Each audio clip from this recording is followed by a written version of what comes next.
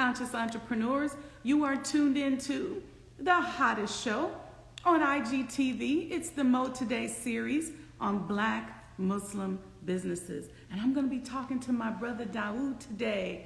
We're going to be talking about automobile dealership, and that's him right there. Assalamu alaikum, brother Dawood. We're going to wait a few minutes, let everybody come in. And I'm so excited to talk to you. I feel like I haven't seen you or talked to you in forever. So everybody come on in, come on into the room. While we're waiting for everybody to come in, I got some announcements. I'm gonna be on tonight at 7 p.m. Central Time with brother King Cam. And you'll see the link and as well as the flyer right here in my feed on social media. Then, Saturday, of course, we got the Sajda, Saturday morning coffee talks. And then I'm going to be starting an entire new series on manifestation. It's going to be the manifestation series, and we're going to be doing that Thursday at 7 p.m. Central Time. Not tomorrow, but the following Thursday, we're going to get started. So y'all come on in the room. We're going to get started with our brother in about 2 or 3 minutes. I think I had something on my nose. I didn't want to dig in my nose in front of y'all, so that wouldn't be good MGT decorum to do that, right?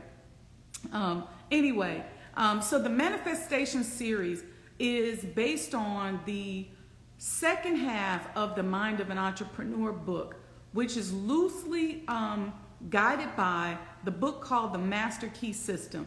And after today, I'm going to come out, I'm going to give everybody some things to do in order to get themselves ready, right, for the series, because you got to do some homework. You'll have to be reading. There's all these things that we're going to have to do, but this manifestation series, I'm so excited.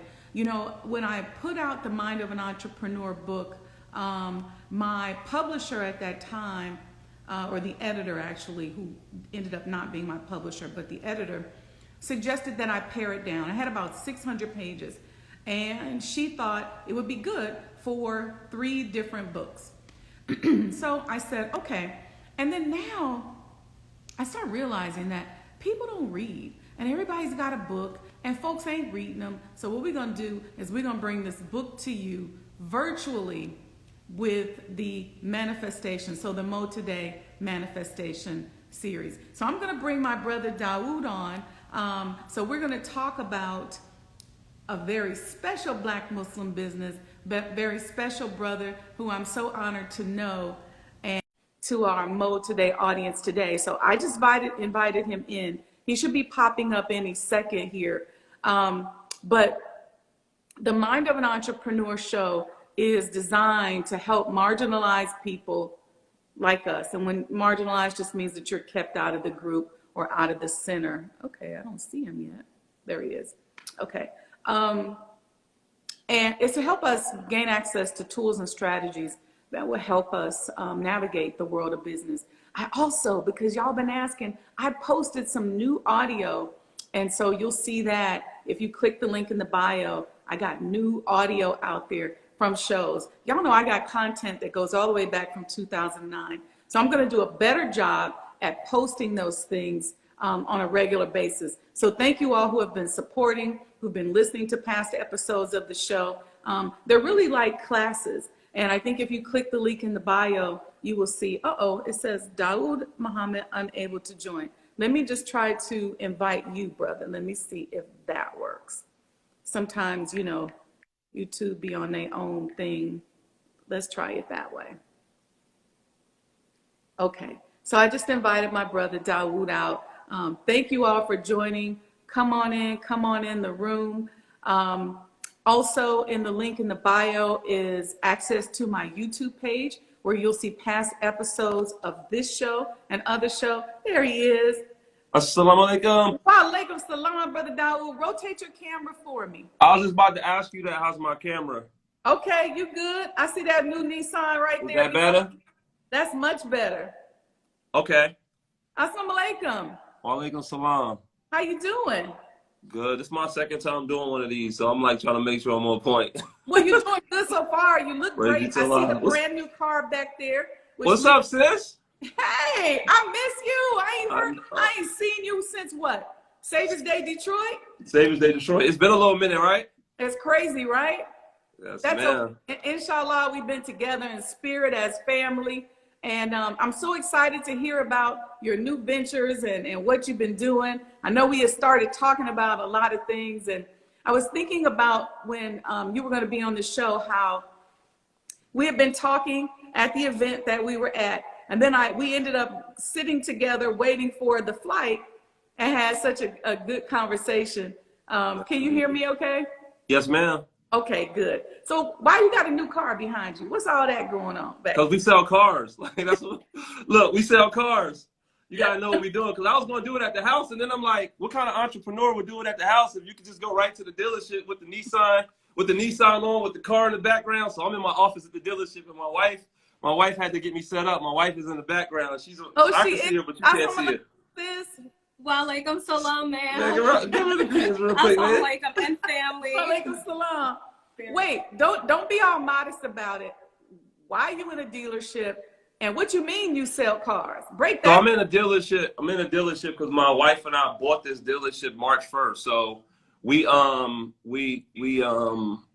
sold our stock. We was in West Palm Beach. When I was in West Palm, we had 25% of West Palm Beach Nissan, and we sold our stock, and we purchased this one 100% March 1st. Okay, and where's this one? Tell me about it. So this Nissan in Hendersonville is near Asheville, North Carolina. So it's right in North Carolina, like 10, 15 minutes away from Asheville, and about an hour, 20 minutes from Charlotte. Okay. Yes, ma'am. Okay, I'm so proud of you. I always, but I'm just proud of the two of you, and I can't stop thinking about I remember when you introduced your wife to me. She was your fiance back then. We were courting that. Well, we married then, courting. At Savior's Day, we were married, but no. When I introduced my wife to you, we was like married for 2 days. Right, that's what it was. We was like married for 2 days or something like that. We had just got married and then went right to Savior's Day. Maybe you told me about her before. That's what it was. And sis, you should have seen the look on his face as he was telling me about you. Aw, I hear that from a lot of people actually. So I love my husband. He's great. Smart girl. Okay, so let's talk about these dealerships. So you were West Palm. Now you have this one outright 100%. What are some of the features of this dealership, and what made you decide to just go at it alone? So first and foremost, like I always wanted my own dealership. So once I got into selling cars and I realized like the potential of the business, then it's always do for self. So that's always the mindset of anything that we engage in. It was just a matter of time. Like it was a 15-year process. But ultimately, I sold cars, became a finance manager, then got promoted to sales manager, then got promoted to general sales manager, then general manager, executive manager, and then managing partner for like 3.5 years. I was a managing partner. So those 3.5 years was to learn ownership so that when I went out and did for self, it wasn't no turning back because I had got all of the knowledge that I needed. So once we put ourselves in that position, then it was just like, all right, now it's time to go do our own deal. So we went to go do our own deal. And that's how we arrived here. We chose this opportunity because it just met a lot of the metrics. Like my wife and I, we looked at like 13 dealerships. And when I say we looked, like we physically drove to like 13 dealerships from West Palm Beach all the way to Kentucky. I mean, we were going everywhere. And then when we found this store, it just met our formula. Like we had enough, we stayed on our discipline of exactly what we wanted and what we were looking for. And when we got this store, it was the perfect store for what we was hoping to accomplish. So that's why we purchased it. Interestingly enough, people are always talking to me as entrepreneurs, and they kind of want to just add water and stir, right? And you mentioned how you had studied, and you should see how they get deflated. And I say, look, I studied for a whole 1.5 years. Took me 4 years to build the micro hospital in Maryland. And I've been studying business, and even with the Messenger's Home that I'm doing now, I'm constantly studying renovation and restoration. And I think it's important for for people to hear you say how it was a 15-year process. Talk a little bit more about just that process and what you think you gained as opposed to jumping right in and saying, I'm going to do this right now. So one of the things that I learned from an entrepreneur to me, who's like probably the best ever, if you look at pound for pound, is the Most Honorable Elijah Muhammad. I don't think there's a better entrepreneur than the Most Honorable Elijah Muhammad. 100%. And if you look at what the Most Honorable Elijah Muhammad did and what he taught us from an entrepreneurial aspect, he taught us to observe his operations, for he is successful and makes no excuses for his failures. But when you look up observe, it's not just a look. Like when you're observing, it's a thorough investigation. It's an inspection, right? Right? But he also used the word operations. And you don't really get to understanding operations at an entry level position, right? Mm-hmm. So you gotta go to each position and master each position. If you master that position, then you get promoted to the next. Then you master that, you get promoted to the next. And you just keep going and going and going and collecting data and gaining knowledge and getting an education. Like you said, like the messenger taught us, we have got enough education to go do for ourselves. Mm-hmm. But if we go into it without a do for self mentality, mm-hmm. then we're not getting the education to go do for self. We're getting the education to be better for someone else. Correct. So for me, I looked at it like, yeah, I've been working for someone else for 15 years, but once I get free, it's a wrap. Like, it's over. So I was going to do everything I possibly can to gain as much knowledge as I possibly can. So I was equipped to go do for self, mm-hmm. and build an empire for myself, my family, my nation, my wife and I. So that's kind of how I looked at it. And I was never in a rush to do anything prematurely, and take the risk of ever coming back. Like when I leave, I'm done. When I'm done, I'm done. So I wanted to put myself in a position where I'm so knowledgeable and so, mm-hmm. confident, mm-hmm. and I'm so skilled up and so thorough, mm-hmm. that once we embarked on this journey, there was no turning back. Yeah. And the testament to that is the last 7 years of my career, I've been running a car dealership. I've been the general manager and or the partner. Yes. My first 10 months of business was more profitable than my last 7 years combined. Mm-hmm. Because I took all of that knowledge, and my inspiration and motivation to succeed is different, is so much different, because now I'm a free man doing it, mm-hmm. for self. Come on. But I didn't do it like, hey, let me be in a rush to go do for self. And mm-hmm. no, I was gainfully employed, because he taught us to be gainfully employed. Mm-hmm. Be gainfully employed. An honest day of work for an honest day of pay. Mm-hmm. And that's what I did based off of what the Most Honorable Elijah Muhammad taught us. And the results are a testimony to the potency of the teachings. 100%, Brother Daoud. You and I followed the same formula. I spent many, many years as a business consultant. And one of the reasons I went into auditing and business consulting is because I said, I want to be in and out and learn the inner workings of as many businesses as possible. And at that time, my thing was I wanted to be immobile. And then as I came into the nation, I started to realize, no, this is so that I can understand and learn and begin to help and support our family as we begin to build and do for self. You know, I attended a billionaire mindset training a few years ago with Marshall Silver, and he said that a mind once expanded can never contract. And I thought of that when you said that once you're gone, you're gone. You're done. You're going to go and do for self, and you're going to do what you got to do to continue to be a free man, because now your mind has expanded. And there's no contraction there. It's just room for you to continue to expand and expand and grow and grow and grow. That's what you're doing, and you allowed yourself that process.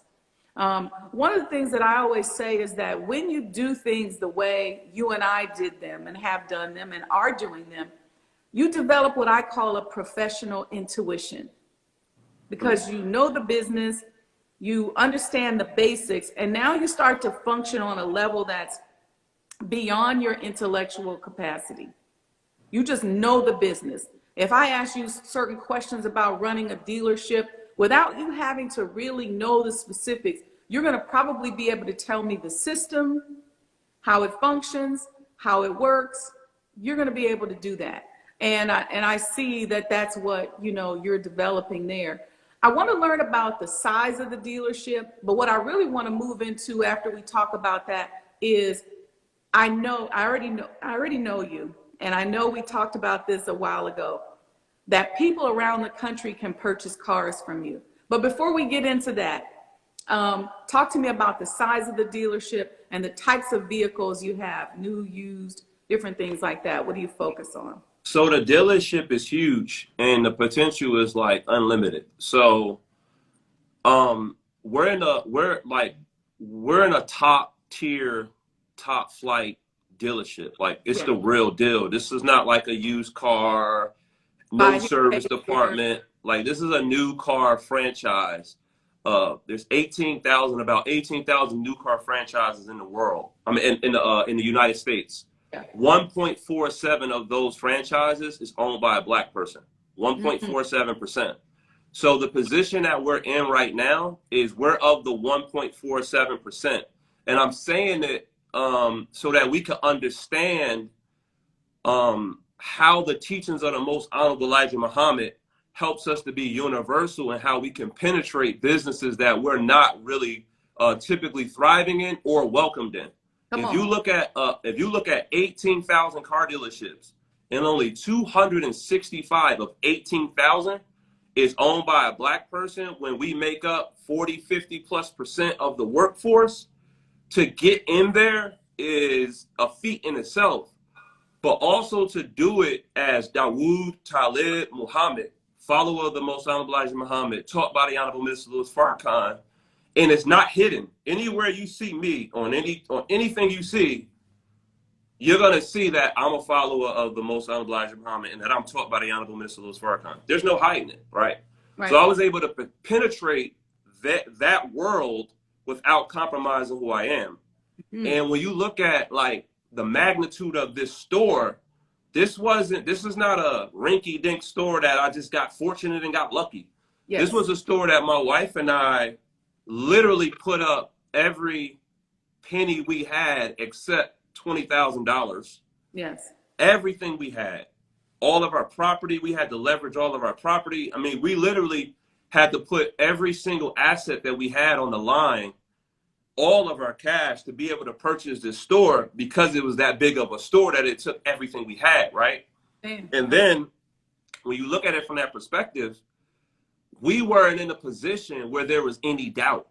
We didn't have any doubt whatsoever at all in us that we were going to be successful because we took our time developing the knowledge which builds the confidence, which removes the doubt. I think the Honorable Mr. Farrakhan teaches us that the difference between being a believer and knowing is doubt, is doubt, right? So our experience in 15 years removed the doubt. Because you and I both know a lot of entrepreneurs don't act because of doubt, because of self-doubt, right? So we remove the doubt by doing the work, by doing the studying, by going and getting the degree.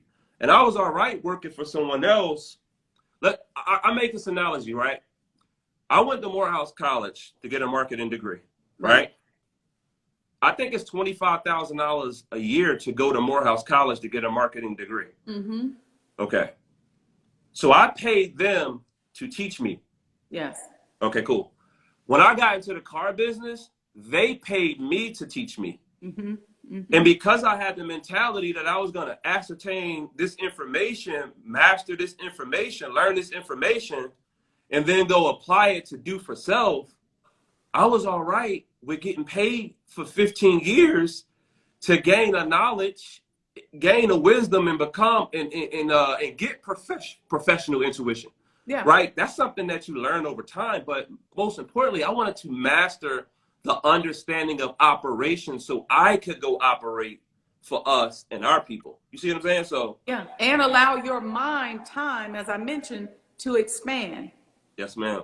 and keep that in your purview as you move forward, because what you're looking for is continued expansion. Yes, ma'am. Absolutely. That's what you did. You took that 15 years, and through working and gaining knowledge, you were slowly, see, the removal of the doubt is the allowance of the expansion of the mind. Yes, ma'am. And that's what you did. That's what you're breaking down for us. Yes, ma'am. I want to share one thing too that I learned when I was in college, because I mentioned being in college. So I was in school one day, and I was going to mosque number 15. And I think at the time, Sister Dr. Ava was I think she might have been a student regional minister at that time. Okay. And it was like a random day that I was there on a Sunday, and she was teaching that day. Mm-hmm. And it was like a very, very important aspect of my life. It was an important time for me because I was in a transition period. And I was at a point where I was judgmental to myself.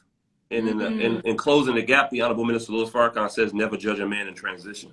Mm-hmm. And in hindsight, I took that man being myself also, because I'm not the judge of myself, Allah is. Right. So while I was transitioning, I was judging myself because I wasn't successful as I wanted to be. So I was in a really, I'm not going to say like depression, but I was down on myself in life at the time. Nice. And I wasn't financially in a position financially. I just didn't have money. I was, in a tough space financially. Mm-hmm. So in this lecture, she said, when you're in survival mode, I'm paraphrasing the way she said it, but the concept should be clear. She says, when you're in survival mode, you're not in creative mode. Mm. So she made the analogy. She says, if somebody puts a pillow over your face and they're trying to stop you from breathing and you're suffocating and you're trying to get breath so you can survive, are you thinking about some poem? Are you thinking about some hit lyrics? Are you thinking about some phenomenal business idea or some phenomenal business strategy? No, because you're in survival mode. Yes. So at that point when she said that, it just hit me so hard because I was like, man, I've been in survival mode for like my whole college career. Like I've been in survival mode for the last like 5 years. You know what I'm saying? Like it's just been broke, and it's like I can never get ahead because I was always in survival mode. And I couldn't take time to just really be creative and just think and build out my plan, build out my strategy. So that's why I think focusing on a piece of being gainfully employed, if you can't do for self at a successful level, like I'm a component of working in the industry that I want to be entrepreneurial in. Mm-hmm. And making money and building myself and improving my craft while I'm going to go do that. Like if I want to own my own tax company, I'm probably going to go work for H&R Block. And I'm probably going to work for them for 5 years and work all the way up to the general manager of the spot. And then I'm going to take all that client base that I've built over the years. I'm probably going to take that client base with me and go do my own deal like Jerry Maguire did. Like I'm probably going, I'm probably going to work in that environment. So when I learned that lesson from her, I got out of like survival mode and started focusing on creative mode. But I had to have money to do that. I needed to be gainfully employed to do that. And I didn't let the misunderstanding of do for self not couple with or be gainfully employed to make me to think that I need to not work for the man, but then go be entrepreneurial at the expense of being broke and being in survival mode as an entrepreneur. When you just express, you need to be able to expand your mind to be successful in entrepreneurship. So you can't be narrow-minded from a perspective of just like not having that, that comprehensive scope. Mm-hmm. and be entrepreneurial simultaneously. You see what I'm saying? It's a tough task. So you got to get your finances right. It's a challenge too, Brother Dawood, because we were blessed to come along at a time where we could steal away or bridge ourselves away. And I did the same thing. I was employed by a consulting firm. Then I became an independent contractor. I was a subcontractor under a primary consulting firm. And the interesting thing is when you start at the bottom, they don't think enough to give you a non-compete clause. So, they don't think enough of you. So, you can then go out and begin to do your own thing. But we now are in a position where a lot of people are not blessed to be able to steal away like we did. And so now they have to figure out, how do I survive and create? And that's why I think it's so important that we have conversations like this to begin to show people that it can be done. Because what happens is a lot of people, when they can't figure out how to create, they go into predator mode. And what we're talking about is doing this in a way so that we stay, at a certain level. So if I'm a believer or a customer and I'm in Los Angeles, California, or Memphis, Tennessee, can I buy a car from you? Absolutely. We've sold many cars thus far, from believers. To believers in the nation all across the country, and we've been delivering the cars. I'm working with a sister right now in LA who I think we're going to end up delivering her a Nissan Rogue, because we sell new Nissans and used everything. So we could sell any used car, Bentley, whatever you want used, we could sell it and deliver it. And then as far as new cars, it's just new Nissans. But we deliver all across the country. We got a company that we work with that delivers cars for us from here to wherever the car needs to be delivered. We've already delivered vehicles to believers in Chicago, Detroit, Houston, Atlanta. The list goes on. I can't remember all of them. We've been selling so many cars to believers and delivering them.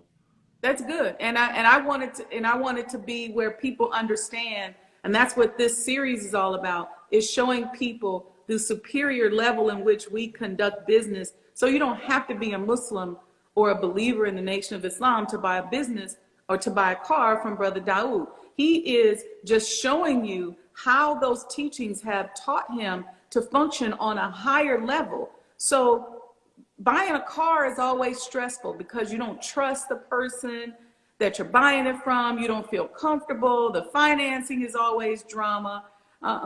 People are coming and they got history and baggage. So when you go to our brother, he's going to keep it real with you, tell you exactly what the deal is, and you don't have to worry about working with predators as we see in this industry all the time.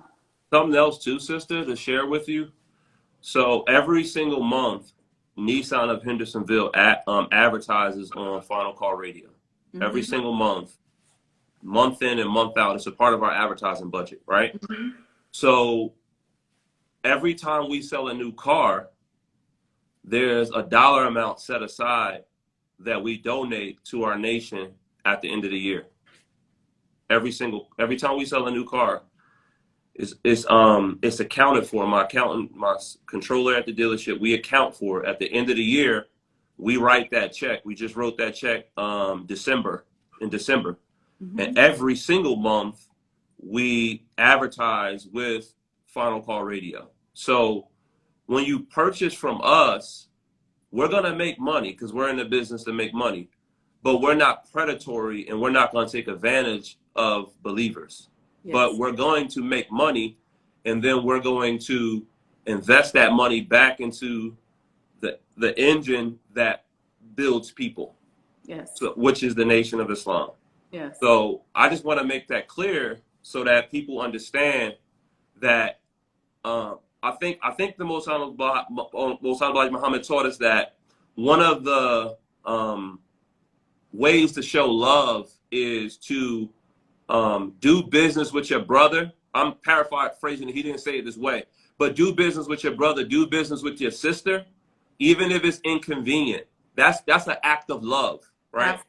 That's an act of love. And on my part, what I try to do is perform at such a high level that the stigmatism that's in our mind that, I don't do business with us, right? Because that is a self-hate, that is a mentality within us Yes. So before my business was in place, before my wife and I could build our business to a point where we felt like it was a professional business, we didn't invite believers to do business with us because we know the risk of one bad experience.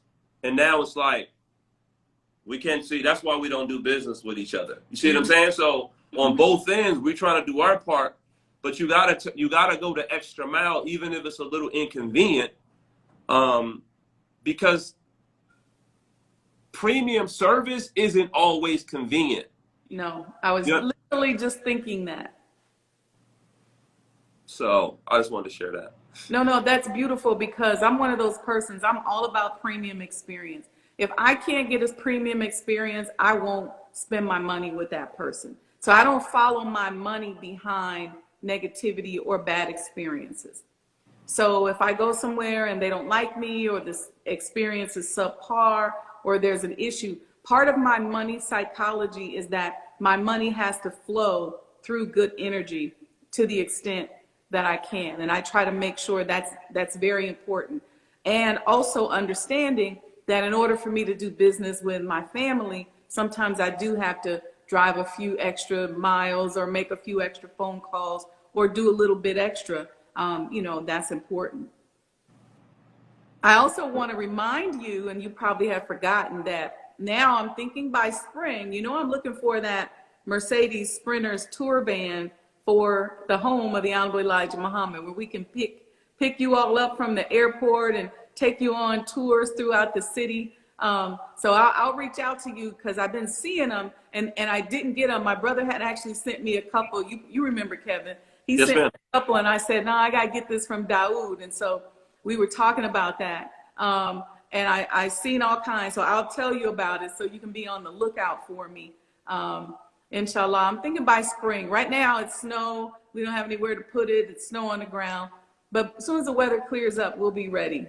It's the irony of it is we looking for one for us too. Well, my wife and I, because we looking for a Sprinter too, but we looking for a Sprinter and a driver because we be moving around so much, and if we don't want to fly, we want to be able to have a mobile office. Yeah. So we was looking for a Mercedes-Benz Sprinter too.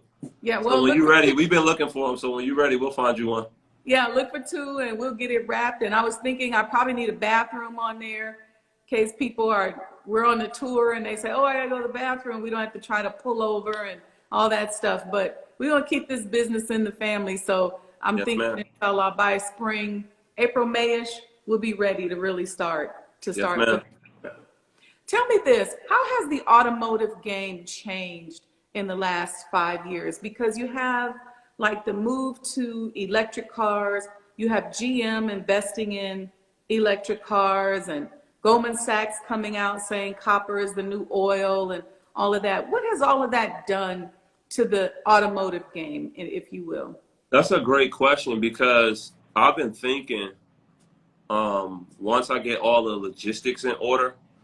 So the electric vehicle, that's one part. So the business is moving towards EV vehicles, electric vehicles, right?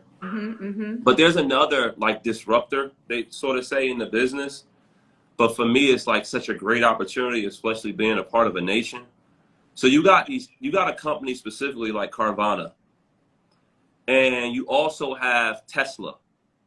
So Tesla and Carvana are two companies that I'm studying now that when you ask the question, how big is your dealership?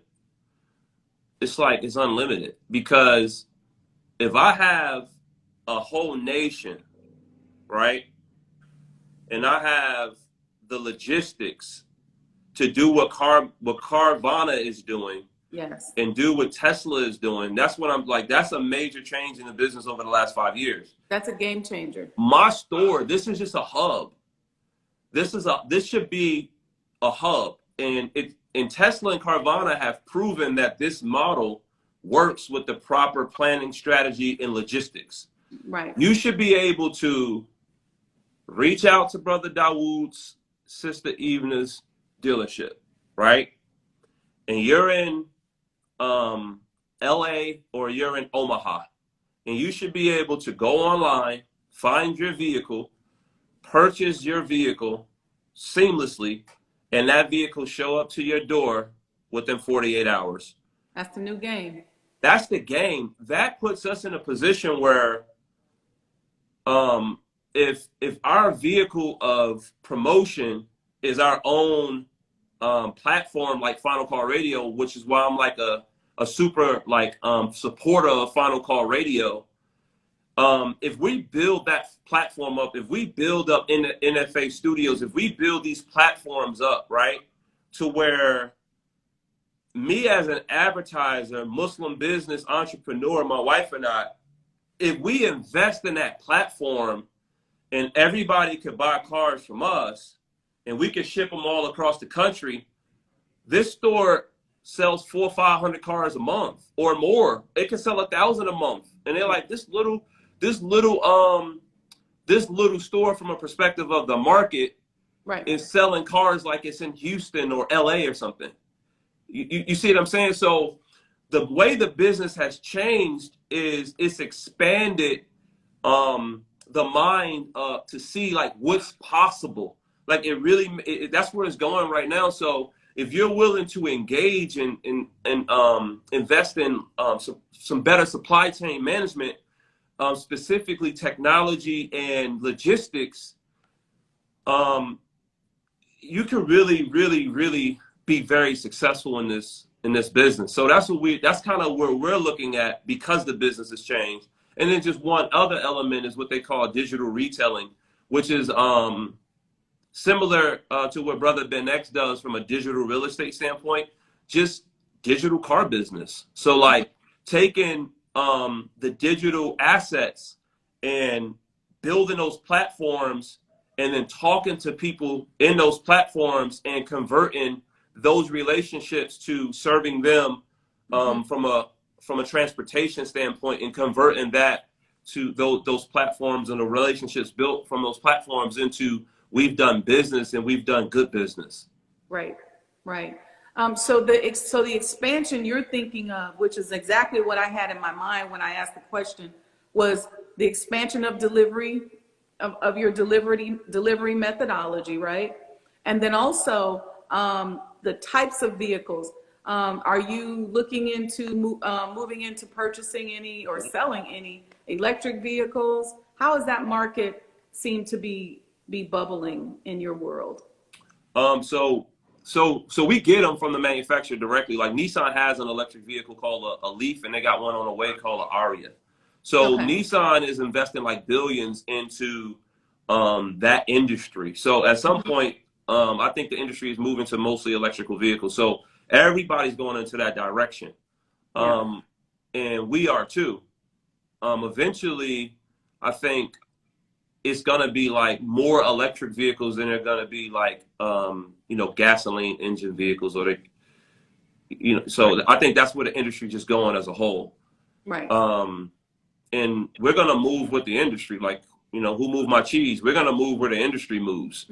So, and we want to stay engaged in what's going on and make sure we move as the industry moves. Because this dealership, from a size perspective, as it is, it's like 25,000 square feet, and we own the business 100%, and we own the real estate 100%. So you can rent a bit, you can own a business but rent the real estate, and that was important to us too from a wealth building standpoint and a legacy standpoint, but from a producing land standpoint. Like, we're not producing food, but this dealership produces the land that this dealership sits on is productive. Like, so instead of paying rent to someone else, we paying rent to ourselves. So, and it's a huge store. Like, this dealership's like 5 acres. It's 5 acres of land. It's 25,000 square feet. So it's a big store, and it's a feat. It's a win for us. And we had other opportunities that we looked at, and there were some stores that had the metrics, the numbers were good, the profitability potential. When we did the pro formas, they were good opportunities, but the building, the way the store looked, it wasn't the way I wanted to represent when I say this is the first acquisition of Nation Automotive Group, because that's the group. Our group is Nation Automotive Group. Nissan of Hendersonville is our first acquisition.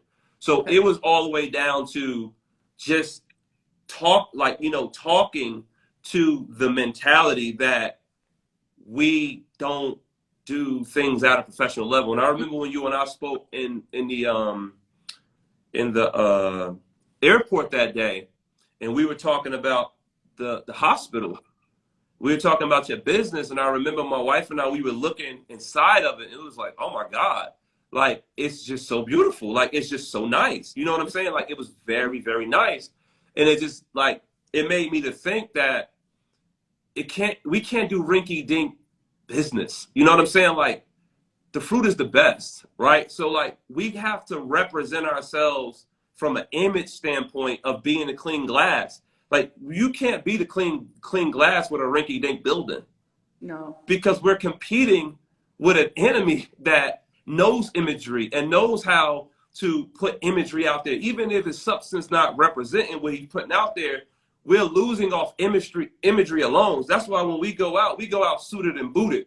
We go out clean. We go out with a haircut, with, you know, like with a clean white shirt and a clean tie and a clean suit, and our shoes are shined, because we're going out there to be competitive.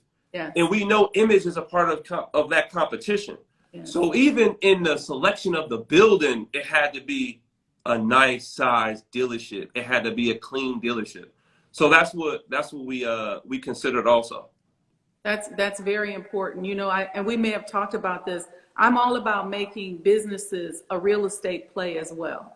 So I'm big on, you know, when we say, okay, we're going to build this micro hospital, but we're going to own the land and the building. So in the event that we say, hey, you know, we're going to sell our interest, we own the land. They'll be paying us a lease. And Exactly. in that industry, the license stays with the building. So you always have that as an asset. So I'm big on infusing real estate in whatever business model you put together, if possible. So I think that was so smart for you all to make sure that you own the building, the dealership, and the land. Absolutely. Yes, ma'am. That's critical. That's a smart business play, because that's how I want to own a hotel. Well, before I was working on putting a boutique hotel together before the pandemic. And the idea was to own the hotel, the land, and the operations. And inshallah, we'll get to that. We may do something more like a bed and breakfast at this point. But I think the real estate play is important, and that real estate play is something that can transfer as generational wealth. And it just doesn't die when the principals or operators of the business die. Absolutely. And that's what the messenger teaches us too. Like, you can't be free without land. Mm-hmm. You know, without land, there's no freedom without land. Well, somebody can always kick you out, right? Exactly. And I've had this experience twice. It's funny how your mind works. We were having a grand opening event at the hospital, and normally, because we have been leasing, we built 3 clinics, but they were all leased. And then when we opened the micro hospital, we consolidated everything and put it in the one building. But whenever we would have events, we would like to do things like screenings on the parking lot. We do senior exercise events where we invite vendors to come in, and we sponsor events, and then have seniors come, and they have line dancing, and we give them a free screening. So it's like a fun sort of like festival for seniors, right? And there's nothing more invigorating to me to see our seniors having a good time. And so it's an opportunity for us to give them something to do. So we partnered with DC Office on Aging and all these places, and we were doing these things on an annual basis. And around like 7 or 8 o'clock, because they're always in the summer, we start thinking, oh, we got to pack up, we got to get out of here. And I remember when we first got the facility, of course it's ours, and around 7 or 8 o'clock, I got ready to direct the maintenance staff to start cleaning up. And I went over to my business partner and I said, hey, and then he said, oh, and I think we both were about to say, it's time to shut it down. I said, we ain't got to go nowhere. This is ours. Yes, indeed. I literally was just telling Imam Sultan that when we were at the messenger's home, and he was like, "Oh, I wonder if we could do this or that." I said, "We can do what we want to do. It's our house. Exactly. We own it. So if we want to say, hey, let's have an event in the back, we gotta ask nobody. We just want to make sure that it's up to the standards that will be properly representing the messenger. But you know, when you own it, you ain't got to get up out of there. You can always do something else." Exactly. And you know what else too? What I realized too is that you can control businesses within your business too. So like I'll give you an example with us. I think I can't remember if it's vertical integration or horizontal integration. Okay. I learned this a long time ago at Morehouse. I think, is it horizontal? Okay, it's horizontal. My wife says it's horizontal integration. So Okay. we sell cars, right? We have a database of 40,000 people plus. Okay. So if we sell cars, why do we refer the insurance to an outside company? So my wife and I did a presentation yesterday with Allstate to put an Allstate agency within the business. So now that's a business within the business that costs, the startup costs are minimum. Because if I did charge rent for the Allstate building, for the Allstate office, I'll be charging rent to myself. My wife would be charging rent to me, so we'd be charging rent to ourselves. So, but there's a business within that business, right? Yeah. So last week, we did we had a presentation done by a car wash company, right? There's a car wash equipment, right? So we own the land, so we could do whatever we want to do with it. Like you said, as long as it's up to standard and code. Yep. So now we're looking into two businesses within our business. Our next business we're looking at is the car wash, because if we sell 1,000 cars to 2,000 cars a year, we know this for sure. All of them got to get a car wash. All of them keep their cars washed. Why is that business not going to us? You see what I'm saying? So I got two businesses within a business. Then there's another situation that I'm dealing with. Me and my wife looked into this. Somehow, some way, there's a vending machine in the dealership that's been here before we got there. There's two of them. I'm like, if a Dime bag gets sold in the park, I want in. Right? It's like, hold on now. So there's potato chips getting sold in my dealership that I get nothing from. Yeah. You understand what I'm saying? Now I'm looking at every single business in my business. There's a landscaping business. Okay, cool. We might not be into landscaping, but there's a brother out here that's in landscaping. So we got to talk about him doing our landscaping. So now I'm looking at that. Okay, there's a scrap metal business within this business. So all the scrap metal, we throw it away. There's a brother out here who his business is scrap metal. So he comes and picks up the scrap metal. So now there's economies within our business. Yes. But when we're thinking about do for self, the self is plural. Yeah. Right? Yeah. So we're looking at what businesses within this business can we use to help our brothers and sisters who have businesses. There's a student captain out here. He sells paper goods, toilet tissue, and all that type of stuff, right? We use that for the dealership. Why? That should be his contract, right? So even with Final Call Radio, we got to spend advertising dollars. Okay, so a portion of that budget, let's find a way to budget that, for Final Call Radio. You see what I'm saying? Like, let's find. There's so many businesses within our businesses that we're not really participating in. We're not looking at it. So I'm learning that too, to find businesses within the business. I think that's beautiful, and your mindset, in my opinion, is spot on, because one of the things that I've always focused on is creating an ecosystem where, that ecosystem is feeding on one another. Is one of the things that I saw so very clearly when I was in the world of business consulting. So I got a chance to get in, and I was at the table. I saw the problems, but I also saw the triumphs, and I saw how they married those businesses together, and even would sometimes create like fake competition between the businesses. But yet they're getting all the money, referrals, things like that. And so in each business, one of the things and what you saw with the hospital, and I try to do this with every business, even if you just do business with me personally, is create an experience. Yes, ma'am. So I sold my interest now, but I had a Massage Envy in Silver Spring, Maryland. And even though Massage Envy, it's a franchise, you know how that is. Everything is pretty much set for you. But what I wanted to always make sure was that you came in and you had an experience. You had an experience that was different from what you experienced at any other Massage Envy. And using that concept and the proper handling of people, I was franchisee of the year a few times in a row.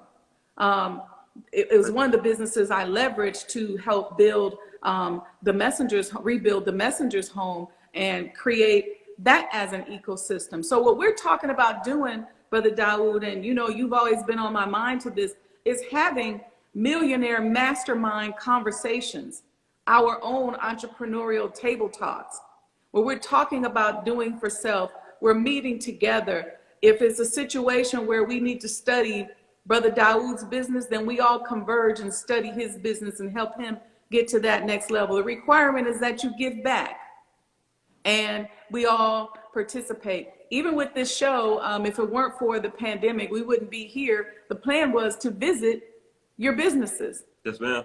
We come down there with the cameras, we walk through the business, we talk to you, just like you and I are talking now, but we're walking and talking and doing this interview, highlighting your businesses. And then we have those shows that we can put up there and actually show people the inside of these high-class businesses that we are building with these wonderful teachings that we've been so fortunate to learn and have access to. That sounds like a show on NFA Studios. We working on it. Michael Amir and I, actually, it's funny you mentioned that. We literally were ready for and prepared. The pandemic kind of slowed everything down because we'd have to take a team around the country. That's a lot right. of businesses slowed down. But we're going to get back to that, inshallah. We'll start and get ready. But that was the idea, to have our own version, if you will, of the prophet, but only in a helpful, supportive way, not in an antagonistic, demeaning type of way. And we're just going to continue to be consistent until we get back to that point. So in these last couple of minutes, is there anything you want to tell us? Make sure we have your website. We get that in the comments, and any specials or anything that people should know, because I want everybody to make sure you tag me. Any Instagram or Facebook advertising or whatever that you do, tag me on it so we can continue to repost. And you and I will figure out, we should probably plan a call to figure out, to get you, even with the car, with the Nissan or the Mercedes-Benz Sprinter car, I want to make sure your company name is on there. I want to make sure that, you know, whatever it is that we're doing, we're working together and building that ecosystem. Yes, ma'am. So thank you so much for the opportunity for my wife and I to share some of our journey in entrepreneurship. I love the platform. I do want to say two last things, and then I want to see if my wife has anything she wants to share or anything she wants me to say. So I encourage us as a nation to engage in understanding sales and really taking an approach to the mastery of sales. Master Fard Muhammad built a nation off of salesmanship. Right. Door to door, selling silk, built a nation. Yeah. Muhammad Elijah Muhammad introduced us to a technology by, I think it was Dale Carnegie, how to influence people and win friends. Yes. And then we have a study guide teaching us about how to handle people, the proper handling of people. Mm-hmm. All of this is salesmanship. All of this is transferable in any business. Yes. And most businesses go out of business because of a lack of sales. Mm-hmm. And we have to focus on salesmanship. The number one tool of the mission, which is the resurrection of the dead, is the Final Call newspaper. It's the best minister that we have, according to the Honorable Minister Louis Farrakhan. And that paper is the engine of a nation. But there is a people who go out and they're committed to the salesmanship of distributing that Final Call newspaper. Mm-hmm. What you gain from distributing that Final Call newspaper create so much integrity within yourself, so much humility, and it requires so much love to Yes. do, Yes. but it's so transferable in business. Yes. So I would say begin with the end in mind, but let's remember how we were started. Yes. We started a nation from God appearing in the person of Master Fard Muhammad and going door to door in Black Bottom Detroit, the worst of the worst, and going to a dead people with a message. So I want to make sure that we really engage in salesmanship, because I think the Most Honorable Elijah Muhammad taught to us, if you don't have a job, create a job, right? If you could sell, you could always create a job. That's right. Right? That's You could sell a person on giving you a product to sell that you might not have the money up front to get. And then you can go sell that product and do business. And the last thing I would say is, I learned how to sell on Broad and Market Street in Newark, New Jersey as a junior FOI, with my dad taking me out with the Final Call newspaper at 6 years old, and then taking me to Manhattan on 33rd Street to go buy hats for $30 a dozen, and then selling those hats for $5 a piece. There you go. In my building that I lived in. So my father, I was born in the Nation of Islam, so I always seen an FOI striving to sell something, and an MGT supporting that man in doing that. And that's the relationship that I have now with my wife. Yeah. My wife knows I'm going to sell something, and my wife supports me 100%. And applying the teachings of the Most Honorable Elijah Muhammad is why we're in the position that we're in right now. That's it. Absolutely. I bear witness to that. I tell people these teachings work. And so I agree with you. Learning how to be a salesperson, and then establishing trade routes like what you and I are talking about doing, which is how Islam was spread during the times of Prophet Muhammad, peace be upon him. Yes, Is ma'am. the establishment of those trade routes. So we got about a minute. I don't know if your wife wants to say anything. I was just about to ask. I don't You want to say anything, love? I don't. No, I don't. Just Thank give you us the so greetings much. real quick. Don't hide. All this Sister work you did Wendy, put in to make us We successful. appreciate you so much. Thank you for the opportunity. That's all I have to say. Okay. Oh, praise. Thank you, sister. We appreciate the opportunity. Thank you so much. Thank you, Brother Dawood. And we will be in touch on our Sprinter vans and everything else. The goal now is we got the sales down. Let's establish these trade routes. Yes, ma'am. Thank you so much. We really appreciate this, sister. Thank you. Love you all. Love you too. And congratulations. Thank you. Congratulations You on as all the well. success. Assalamu alaikum, everyone. Thank you for joining us. Thank you for tuning in to the hottest series, or the hottest show on IGTV. It's the Mo Today series on Black Muslim businesses. And we were talking today with my brother Dawood Muhammad and his lovely wife about their new dealership that they have bought 100%. So, Brother Dawood, we're going to tag him. And that way, when you all need a car, they don't just sell Nissans. They can get anything. Bentleys, whatever y'all driving these days, Exactly. they can get it for you. Yes, All ma'am. right. Peace and blessings, family. And we'll see you all later, inshallah. Assalamu alaikum. Assalamu alaikum. Wa alaikum salam.